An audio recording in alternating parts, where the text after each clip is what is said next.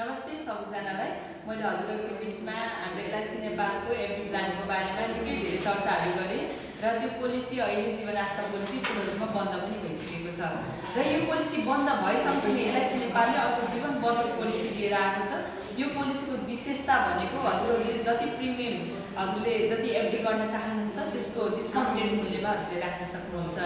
जस्तै 18 वर्षको उमेरको व्यक्तिले 50 लाख यदि एफडी गर्न चाहनुहुन्छ भने 15 वर्षको लागि हजुरले मात्र प्रिमियमको शुल्क 40 लाख मात्रै हजुरले जम्मा गर्नुपर्ने हुन्छ र हजुरको म्याच्युरिटी रकम 15 वर्षपछि हजुरले 1 करोड रुपैयाँ भुक्तानी पाउनुहुन्छ। साथसाथै तपाईको 50 लाखको 1 करोडको तपाईको रिस्क कभर रहन्छ नै।